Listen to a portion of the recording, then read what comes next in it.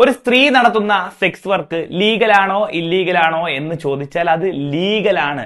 കാരണം article 21 right to ലൈഫിൽ എങ്ങും പറയുന്നില്ല ഒരു സ്ത്രീക്ക് സെക്സ് വർക്ക് ചെയ്ത് ജീവിക്കാൻ കഴിയില്ല എന്ന് എങ്ങും പറയുന്നില്ല. അതുകൊണ്ട് തന്നെ പ്രായപൂർത്തിയായി സ്വന്തം താല്പര്യങ്ങൾക്കനുസരിച്ച് ജീവിക്കാനുള്ള അവകാശം വ്യക്തമായി നിയമത്തിൽ പറയുന്നത് കൊണ്ട് അവർക്കത് ചെയ്യാം.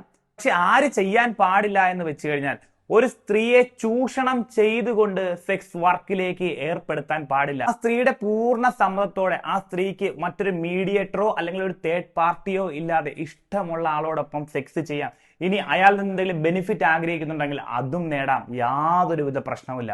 പക്ഷേ ഇതിന്റെ ഇടയ്ക്ക് നിന്ന് ഒരു മീഡിയേറ്റർ കളിക്കുകയോ അല്ലെങ്കിൽ ഒരു തേർഡ് പാർട്ടി കളിച്ചുകൊണ്ട് ആ സ്ത്രീയുടെ സമ്മതമില്ലാതെ ആ സ്ത്രീയെ ചൂഷണം ചെയ്തുകൊണ്ട് മറ്റൊരുത്തിന് വിൽക്കുന്ന പരിപാടി നടക്കില്ല.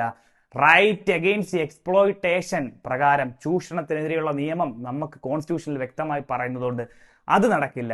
ആസ് ആൻ ഇൻഡിപെൻഡന്റ് വുമൺ വ്യക്തിപരമായ താല്പര്യം ഉണ്ടെങ്കിൽ അവർക്ക് സ്വന്തമായി ആ ശരീരം അവരുടേതാണ്, അവർക്ക് എന്ത് വേണമെങ്കിലും ചെയ്യാം. അതിന്റെ ഇടയ്ക്ക് ഒരു മീഡിയേറ്റർ പരിപാടിയിൽ ആ സ്ത്രീയെ ചൂഷണം ചെയ്യാൻ കഴിയില്ല.